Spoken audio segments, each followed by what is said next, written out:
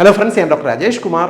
കുറച്ച് ദിവസങ്ങൾക്ക് മുമ്പ് 10 വയസ്സുള്ള ബാലനെ എന്നെ കാണിക്കാനായിട്ട് ക്ലിനിക്കിൽ കൊണ്ടുവന്നു. അവൻ്റെ പ്രോബ്ലം ഇടവിട്ട് വയറിന് ഇൻഫെക്ഷൻ വരുന്നു. ഇടയ്ക്ക് എന്തെങ്കിലും ഫുഡ് കഴിച്ചു കഴിഞ്ഞാൽ ദഹനക്കേട് പ്രശ്നങ്ങൾ, ഛർദിൽ, അതേപോലെ വയറുവേദന, ലൂസ് മോഷൻ എന്നിവ ഇടയ്ക്കിടയ്ക്ക് വന്നുകൊണ്ടേയിരിക്കുന്നു. ഏകദേശം ഒരു 7-8 മാസത്തോളമായിട്ട് പലവിധ ട്രീറ്റ്മെൻറ്റ് ഇവർ ചെയ്തുകൊണ്ടിരിക്കുകയാണ്. ഞാനും മെഡിസിൻ കൊടുത്തു.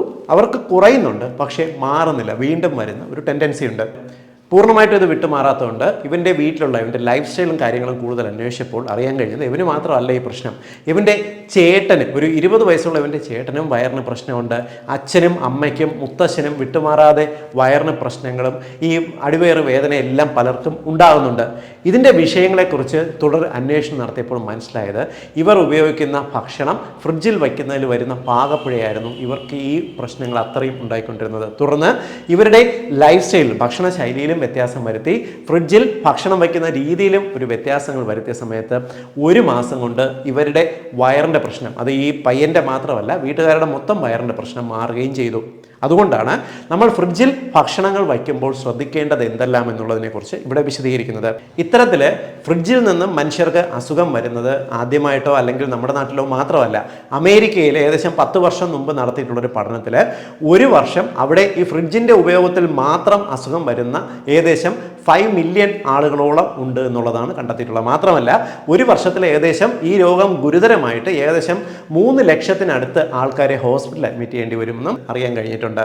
എന്തുകൊണ്ടാണ് ഫ്രിഡ്ജിൽ നിന്നും ആൾക്കാർക്ക് പെട്ടെന്ന് ഇങ്ങനെ ഇൻഫെക്ഷൻ വരാൻ സാധ്യത ഉണ്ടാകുന്നത് എന്നുള്ളത് നമ്മുടെ ലഘുവായിട്ടുള്ള ചില അബദ്ധധാരണകൾ കൊണ്ടാണ് ഇത് സംഭവിക്കുന്നത്. ഇന്ന് നമ്മൾ മലയാളികൾ 99% ആൾക്കാരുടെയും വീട്ടിൽ ഫ്രിഡ്ജുകൾ, റെഫ്രിജറേറ്ററുകളുണ്ട്.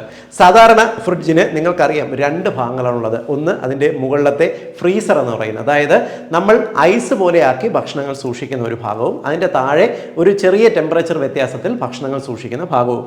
ഫ്രീസറിനകത്ത് ടെമ്പറേച്ചർ എപ്പോഴും 0 ഡിഗ്രിയിലാണ് മെയിൻറ്റെയിൻ ചെയ്യുന്നത്. അതായത് വളരെ എളുപ്പം കേടായി പോകുന്ന, അതായത് ഇറച്ചി, മീൻ പോലുള്ള വസ്തുക്കളോ ഐസ്ക്രീം പോലുള്ള ഭക്ഷണ പദാർത്ഥങ്ങളോ കൂടുതലും ഈ ഫ്രീസറിലാണ് സൂക്ഷിക്കുന്നത്.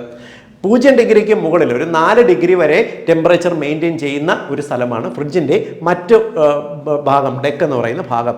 ഈ ഒരു ഭാഗത്ത് നമ്മൾ എന്തുകൊണ്ട് ഭക്ഷണങ്ങൾ 4 ഡിഗ്രിയിൽ താഴെ മെയിൻറ്റെയിൻ ചെയ്യണമെന്ന് പറയുന്നതെന്ന് പറഞ്ഞാൽ 4 ഡിഗ്രി മുതൽ 60 ഡിഗ്രി വരെയുള്ള ടെമ്പറേച്ചറിലാണ് സാധാരണ ബാക്ടീരിയകൾ, ഫംഗസുകൾ, അതുപോലെ മറ്റു ഈ ഓർഗാനിസംസ് എല്ലാം തന്നെ പെറ്റുപെരുകുന്നത്. നമ്മൾ പലരും വിചാരിച്ചിരിക്കുന്നത് ഫ്രിഡ്ജിൽ നമ്മൾ ഭക്ഷണം വയ്ക്കുമ്പോൾ അതിനകത്തുള്ള ബാക്ടീരിയകളും വൈറസുകളും ഫംഗസുകളും എല്ലാം ചത്തുപോകും, നശിച്ചു പോകുന്നതാണ്. എന്നാൽ അങ്ങനെ അല്ല സംഭവിക്കുന്നത്. ഫ്രിഡ്ജിൽ നമ്മൾ വയ്ക്കുമ്പോൾ ഒരു 4 ഡിഗ്രിയിൽ താഴേക്ക് ടെമ്പറേച്ചർ നമ്മൾ വരുന്ന സമയത്ത് ഭക്ഷണത്തിനകത്തുള്ള ബാക്ടീരിയകളും വൈറസുകളും ഫംഗസുകളും ഒരു ഡോർമൻ്റ് സ്റ്റേജിൽ അങ്ങിരിക്കും. അതായത് ഇവ പെറ്റുപെരുകുന്ന ഒരു സാഹചര്യം ഉണ്ടാകത്തില്ല. എന്നാൽ എപ്പോഴാണോ ഇവയുടെ ടെമ്പറേച്ചർ ഒരു 4 ഡിഗ്രിക്ക് മുകളിലേക്ക് വരുന്നത് അപ്പോൾ മുതൽ ഇവർ പെറ്റുപെരുകാനായിട്ട് തുടങ്ങുന്നു. നമ്മൾ സാധാരണ വീട്ടിൽ ഭക്ഷണം പാകം ചെയ്യുമ്പോൾ എപ്പോഴാണ് ഇവ നമ്മൾ ഫ്രിഡ്ജിൽ വയ്ക്കുന്നത്? നമ്മൾ സാധാരണ ഉച്ചയ്ക്ക് മുമ്പ് ഭക്ഷണം ഉണ്ടാക്കുന്നു. വീട്ടിൽ നമ്മളെല്ലാവരും ഉച്ചയ്ക്ക് കഴിക്കുന്നു. ബാക്കി കറികൾ വൈകുന്നേരത്തേക്ക് നമ്മൾ കഴിക്കുന്നു. അതിനുശേഷം ബാക്കിയുള്ളവ നമ്മളൊരു പാത്രത്തിൽ അടച്ചിട്ട് ഫ്രിഡ്ജിനകത്ത് സൂക്ഷിക്കുന്നു. ഇതാണ് സാധാരണ എല്ലാവരും ചെയ്യുന്നത്. എന്നാൽ ഇതിനകത്ത് സംഭവിക്കുന്നത് മനസ്സിലാക്കണം. സാധാരണ നമ്മൾ പാകം ചെയ്യുന്ന ഭക്ഷണം 2 മണിക്കൂർ മാത്രമാണ് കേടുകൂടാതെ പുറത്ത് ഇരിക്കുന്നത്. അതിൻ്റെ ചൂട് പോയി കഴിഞ്ഞാൽ പിന്നെ ഒരു 2 മണിക്കൂർ കഴിയുമ്പോൾ ഇവയ്ക്കകത്ത് ഭക്ഷണം ചെറുതായിട്ട് അഴുകി തുടങ്ങും. ബാക്ടീരിയ പെറ്റുപെരുകാനായിട്ട് ഇതിനകത്ത് തുടങ്ങുന്നു. പലപ്പോഴും നമ്മൾ ഉച്ചയ്ക്ക് ഉണ്ടാക്കുന്ന ഭക്ഷണം രാത്രി വരെ പുറത്ത് വെച്ച് കഴിയുമ്പോൾ ഒരു 7-8 മണിക്കൂർ കൊണ്ട് തന്നെ ഇതിനകത്ത് ബാക്ടീരിയ നന്നായിട്ട് പെറ്റുപെരുകി കഴിയും. എന്നിട്ടാണ് ഇവയെ നമ്മൾ പാത്രത്തിൽ അടച്ച് ഫ്രിഡ്ജിനകത്തേക്ക് വയ്ക്കുന്നത്. എന്ത് സംഭവിക്കും? പിറ്റേ ദിവസം നമ്മൾ രാവിലെ എടുത്ത് പുറത്തേക്ക് വെച്ച് നോർമൽ ടെമ്പറേച്ചറിലേക്ക് വരുമ്പോൾ തന്നെ ഇതിനകത്ത് ബാക്ടീരിയകൾ വല്ലാണ്ട് പെറ്റുപെരുകാനും കറിക്ക് ടേസ്റ്റ് വ്യത്യാസം അനുഭവപ്പെടാനും തുടങ്ങും. നമ്മളിത് നോക്കാതെ എടുത്ത് ചൂടാക്കുന്നു, കഴിക്കുന്നു. ഇതിനകത്തുള്ള ബാക്ടീരിയൽ ടോക്സിൻസ് ഉണ്ട്. വളരെ പെട്ടെന്ന് ഗ്യാസ്, ദഹന പ്രശ്നങ്ങൾ, അസിഡിറ്റി അല്ലെങ്കിൽ ദഹനക്കേട് ഉണ്ടായി എന്ന് വരാം. അതുകൊണ്ട് നിങ്ങൾ ചെയ്യേണ്ടത് ഭക്ഷണം പാകം ചെയ്ത് അതിൻ്റെ ചൂട് പോയി കഴിഞ്ഞാൽ ഉടൻ തന്നെ നിങ്ങൾക്ക് ആവശ്യമുള്ള അത്രയും ആ ദിവസം കഴിക്കുന്ന ഭക്ഷണം പുറത്തു വെച്ചിട്ട് ബാക്കിയുള്ളവ നിങ്ങളൊരു പാത്രത്തിൽ അടച്ച് ഫ്രിഡ്ജിലേക്ക് സൂക്ഷിക്കുക. അന്നിപ്പോൾ വീണ്ടും എടുക്കണമെങ്കിൽ നിങ്ങൾക്ക് വേണമെങ്കിൽ അതിൽ നിന്ന് എടുക്കാം. ചിലർ ഭക്ഷണം പാകം ചെയ്തിട്ട് 2-3 3 ദിവസത്തേക്കായിട്ട് കറികൾ ഉപയോഗിക്കുന്നവരുണ്ടാവും.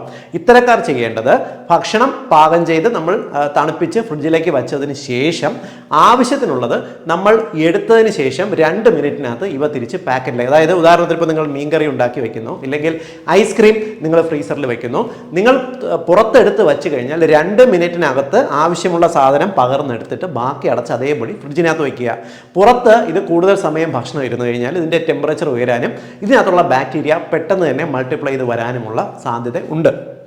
ഇനി നിങ്ങൾ ഫ്രിഡ്ജിൽ വയ്ക്കുന്ന മറ്റു ഭക്ഷണങ്ങൾ, അതായത് പാക്കറ്റ് ഭക്ഷണങ്ങൾ വാങ്ങുന്നു, ഇപ്പോൾ ഫ്രീസറിൽ വെക്കേണ്ട ഭക്ഷണമാണ് അല്ലെങ്കിൽ താഴെ വെക്കേണ്ട ഭക്ഷണമാണ്, പാക്കറ്റ് ഭക്ഷണം വാങ്ങുമ്പോൾ ഇവ സൂക്ഷിക്കേണ്ട എങ്ങനെയെന്ന് വിശദീകരിക്കാം. എപ്പോഴും ഈ പാക്കറ്റ് ഭക്ഷണത്തിനകത്ത് ഇവ സൂക്ഷിക്കേണ്ട ടെമ്പറേച്ചർ രേഖപ്പെടുത്തിയിട്ടുണ്ടായിരിക്കാം. ഇപ്പോൾ സൂക്ഷിക്കേണ്ടത് 0 ഡിഗ്രിയിൽ സൂക്ഷിക്കണമെന്ന് രേഖപ്പെടുത്തിയിട്ടുള്ളതാണെങ്കിൽ നിങ്ങൾ ഫ്രീസറിനകത്ത് വെക്കേണ്ടതാണ്. ഇനി അതല്ല, നോർമൽ പുറത്തുള്ളതിനേക്കാൾ ഒരു ചെറിയ കൂൾ ടെമ്പറേച്ചറിലാണ് സൂക്ഷിക്കാൻ, കൂൾ ഡ്രൈ ടെമ്പറേച്ചറിൽ സൂക്ഷിക്കാൻ പറഞ്ഞാൽ അവ നിങ്ങൾക്ക് താഴെ ഫ്രിഡ്ജിൻ്റെ താഴെയുള്ള ഡെക്കുകളിൽ സൂക്ഷിക്കാവുന്നതാണ്.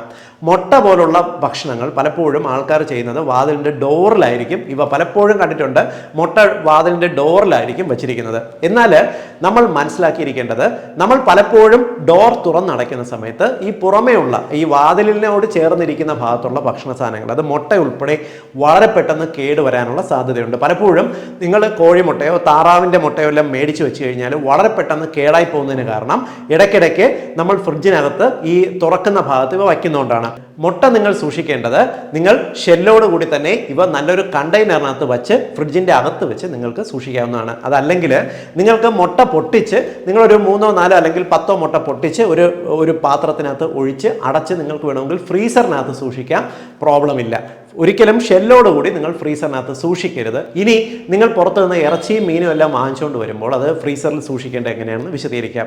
ഞാൻ ഉൾപ്പെടെ എല്ലാവരും പതിവായിട്ട് ചെയ്യുന്ന എന്താണ്, നമ്മൾ 3, 4 ദിവസത്തേക്കുള്ള മീന് ഒരുമിച്ച് വാങ്ങിച്ചുകൊണ്ട് വന്നിട്ടാണ് നമ്മൾ ഫ്രീസറിലേക്ക് സൂക്ഷിക്കുന്നത്. ചിലർ ചെയ്യുന്നത് മീൻ വാങ്ങിക്കൊണ്ട് വരുന്ന അതേപടി കഴുകിയിട്ട് ഒരു പാത്രത്തിലോ പാക്കറ്റിലോ ആക്കിയിട്ട് ഫ്രിഡ്ജിലേക്ക് വയ്ക്കുന്നു.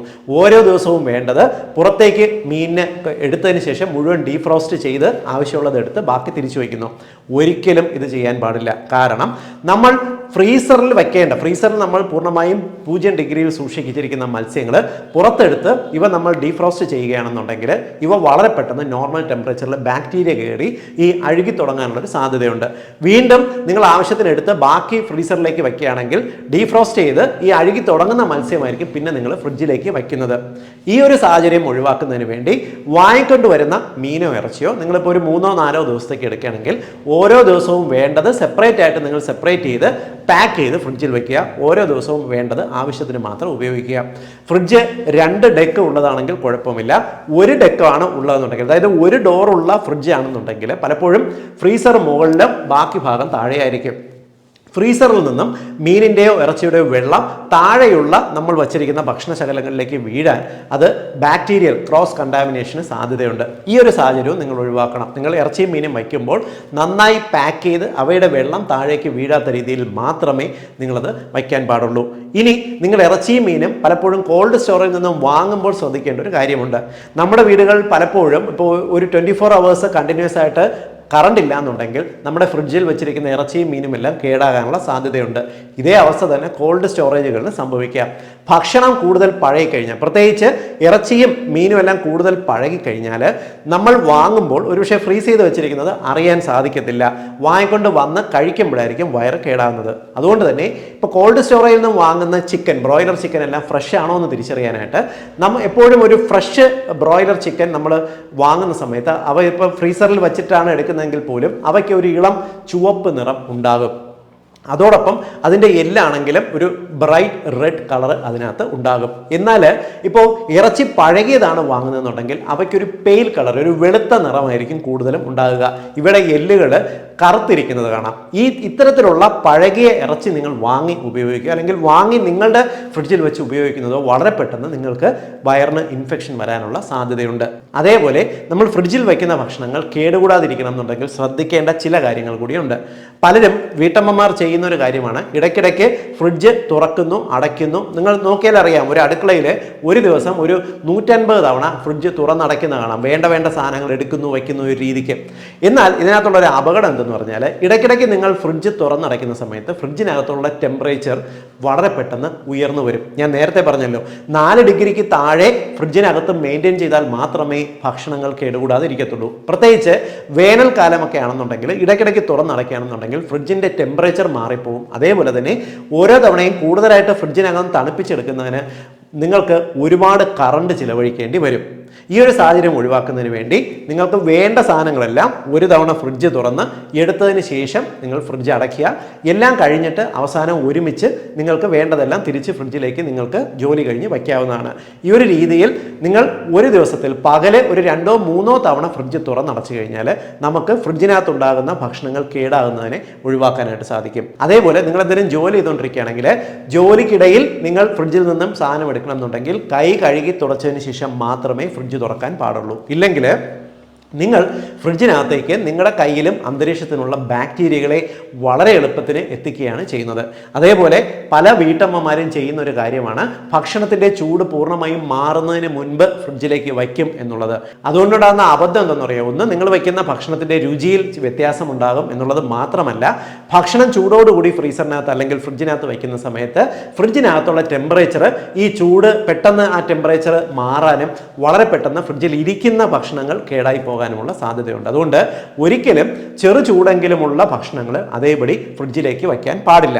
അതേപോലെ നിങ്ങൾ ഫ്രിഡ്ജിൽ വെള്ളം വയ്ക്കുമ്പോൾ, ഐസ് വാട്ടർ വയ്ക്കുന്ന സമയത്ത് ശ്രദ്ധിക്കേണ്ട കാര്യങ്ങളൂടെ പറഞ്ഞുതരാം. എപ്പോഴും ഒരു ഗ്ലാസ് ബോട്ടിലിൽ മാത്രം, കുപ്പി ഗ്ലാസ് ബോട്ടിലിൽ മാത്രം ഫ്രിഡ്ജിൽ വെള്ളം വെച്ച് അതെടുത്ത് കുടിക്കുന്നതായിരിക്കും നല്ലത്. കാരണം പ്ലാസ്റ്റിക് കുപ്പികൾ വയ്ക്കുകയാണെങ്കിൽ പ്ലാസ്റ്റിക്കിൻ്റെ നിലവാരം നമ്മൾ ഉറപ്പുവരുത്തേണ്ടതുണ്ട്. പലപ്പോഴും നമ്മൾ ചെയ്യുന്നത്, വീട്ടിൽ വാങ്ങുന്ന മിനറൽ വാട്ടറിൻ്റെ ബോട്ടിലായിരിക്കും നിങ്ങൾ വെള്ളം നിറച്ച് ഫ്രിഡ്ജിൽ വയ്ക്കുന്നത്. നിങ്ങൾ വയ്ക്കുന്ന പ്ലാസ്റ്റിക് ബോട്ടിൽ ഈ ക്വാളിറ്റി ഉള്ളതല്ല എന്നുണ്ടെങ്കിൽ പ്ലാസ്റ്റിക് ബോട്ടിലിൻ്റെ ഉൾവശത്തുള്ള രാസവസ്തുക്കൾ, നിങ്ങൾ കേട്ടിട്ടുണ്ടായിരിക്കാം, ബിസ്ഫിനോൾ എ എന്നൊക്കെ പറഞ്ഞിട്ടുള്ള രാസവസ്തുക്കൾ ഈ വെള്ളത്തിൽ കലരാനുള്ള സാധ്യതയുണ്ട്. പലപ്പോഴും നമ്മൾ ഇത്തരത്തിലുള്ള ബോട്ടിലിൽ നിന്ന് വെള്ളം കുടിക്കുന്ന സമയത്ത് വെള്ളത്തിന് ചെറിയൊരു പ്ലാസ്റ്റിക് ചുവയൊക്കെ അനുഭവപ്പെടുന്ന കണ്ടിട്ടില്ലേ? ഇത് ഇത്തരത്തിൽ പ്ലാസ്റ്റിക്കിൻ്റെ കണങ്ങൾ വെള്ളത്തിൽ കലരുന്നത് കൊണ്ടാണ്. ഇത് ഒഴിവാക്കണം എന്നുണ്ടെങ്കിൽ നിങ്ങൾ പ്ലാസ്റ്റിക് ബോട്ടിലുകളാണ് ഫ്രിഡ്ജിൽ വയ്ക്കുന്നതെന്നുണ്ടെങ്കിൽ അതിൻ്റെ നമ്പർ ഗ്രേഡിംഗ് എന്ന് പറയുന്നത് 5 ആണ്. നമ്പർ 5 ഗ്രേഡിംഗ് ഉള്ള പ്ലാസ്റ്റിക് ആണ് അവയെന്ന് ഉറപ്പുവരുത്തണം. പലപ്പോഴും നിങ്ങൾ വാങ്ങുന്ന കോളകളുടെ ബോട്ടിൽ, 2 ലിറ്റർ കോളകളുടെ ബോട്ടിലെല്ലാം തന്നെ വെള്ളം നിറച്ച് ഫ്രിഡ്ജിൽ വയ്ക്കുന്നവരുണ്ട്. മനസ്സിലാക്കുക, ഇത്തരം ബോട്ടിലുകളെല്ലാം തന്നെ ഒരു തവണ ഉപയോഗിച്ച് കളയാൻ വേണ്ടി നിർമ്മിക്കപ്പെടുന്നതാണ്. ഇത്തരം ബോട്ടിലുകളിൽ വെള്ളം നിറച്ച് വയ്ക്കുന്നത് ശരീരത്തിന് വളരെയേറെ അപകടകരമാണ് എന്ന് മറക്കാതിരിക്കുക. ഇനി ഫ്രിഡ്ജിൽ നിന്നും എടുക്കുന്ന ഭക്ഷണം എങ്ങനെയാണ് ഉപയോഗിക്കേണ്ടതെന്നുള്ള, ഒന്നുകിൽ നിങ്ങൾ ഫ്രിഡ്ജിൽ നിന്നും എടുത്ത് തണുപ്പോടുകൂടി, ചെറിയ തണുപ്പോടുകൂടി ഉപയോഗിക്കാം. ഇവയ്ക്കകത്തുള്ള ബാക്ടീരിയ അധികം മൾട്ടിപ്ലൈ ചെയ്യത്തില്ല. അതല്ലെങ്കിൽ നിങ്ങൾ ഭക്ഷണം ചൂടാക്കി ഒരു 70 ഡിഗ്രി വരെ ചൂടാക്കിയിട്ട് ഉപയോഗിക്കുക. 70 ഡിഗ്രി വരെയെങ്കിലും ചൂടാക്കുമ്പോൾ ഇതിനകത്തുള്ള ബാക്ടീരിയകൾ കുറേ നശിച്ചു പോകും. അങ്ങനെ നിങ്ങൾക്ക് ചെറു ചൂടോടുകൂടി ഉപയോഗിക്കാം, പ്രോബ്ലം ഇല്ല. അതല്ലാതെ ഫ്രിഡ്ജിൽ നിന്നും പുറത്തെടുത്ത് കുറേ സമയം വച്ചിരുന്നിട്ട് നിങ്ങൾ അതേപടി കഴിക്കുകയാണെങ്കിൽ അവയ്ക്കകത്ത് ബാക്ടീരിയകളുടെയോ വൈറസിൻ്റെയോ ഫംഗസിൻ്റെയോ സാന്നിധ്യം കൂടുതലായിരിക്കും എന്നുള്ളത് മനസ്സിലാക്കിയിരിക്കുക. ഫ്രിഡ്ജിൽ നിന്നും ഉടനെ എടുത്ത് തണുപ്പോടുകൂടി, ഇപ്പോൾ ഐസ്ക്രീം എല്ലാം തണുപ്പോടുകൂടി കഴിച്ചിരുന്നാലൊന്നും പ്രോബ്ലം ഇല്ല എന്ന് പറയുന്നതിൻ്റെ കാരണം ഇതാണ്. ഇനി ഫ്രിഡ്ജിൽ വയ്ക്കാൻ പാടില്ലാത്ത ഭക്ഷണങ്ങൾ എന്തെല്ലാം എന്ന് വിശദീകരിക്കാം. പൊതുവെ പഴവർഗ്ഗങ്ങൾ ഫ്രിഡ്ജിൽ വച്ച് ഉപയോഗിക്കാതിരിക്കുക. പലരും ചെയ്യുന്നത്, ഈ നിങ്ങൾ പഴങ്ങൾ കേടായി തുടങ്ങുന്ന സമയത്ത് ഫ്രിഡ്ജിൽ വയ്ക്കും, കൂടെ കേടാകാതിരിക്കാൻ വേണ്ടി ചെയ്യാറുണ്ട്. എന്നാൽ ഇതിനകത്തുള്ള ബാക്ടീരിയകൾ മറ്റു ഭക്ഷണങ്ങളിലേക്ക് പടരാനുള്ള സാധ്യത ഏറെയാണ്. കഴിയുന്നത്ര നിങ്ങൾക്ക് നിത്യോപയോഗത്തിനുള്ള പഴവർഗ്ഗങ്ങൾ, ഫ്രൂട്ട്സ് വാങ്ങുമ്പോൾ 1-2 ദിവസത്തേക്കുള്ളത് വാങ്ങി അവ ഉപയോഗിച്ച് വേഗം തീർക്കുന്നതായിരിക്കും നല്ലത്.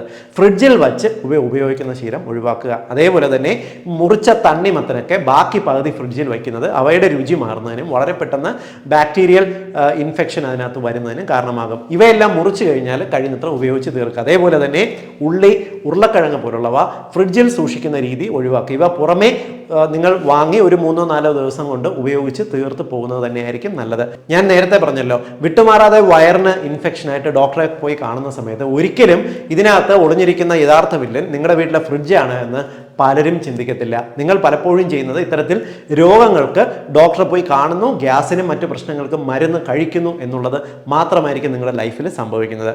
ഈ ഒരു രീതിക്ക് നമ്മൾ വാങ്ങുന്ന ഈ ഫ്രിഡ്ജിനെ ഹെൽത്തി ആയിട്ട് ഉപയോഗിച്ച് കഴിഞ്ഞാൽ നമുക്ക് ഇത്തരത്തിലുള്ള പല രോഗങ്ങളെയും ഒഴിവാക്കി നിർത്താനായിട്ട് സാധിക്കും. എല്ലാ കുടുംബങ്ങളുടെയും അറിവിലേക്കായിട്ട് ഞാൻ ഈ പറഞ്ഞ ഇൻഫർമേഷൻ ഷെയർ ചെയ്യുക. വീണ്ടും മറ്റൊരു അവസരത്തിൽ മറ്റൊരു വിഷയവുമായി കണ്ടുമുട്ടാം. ബൈ.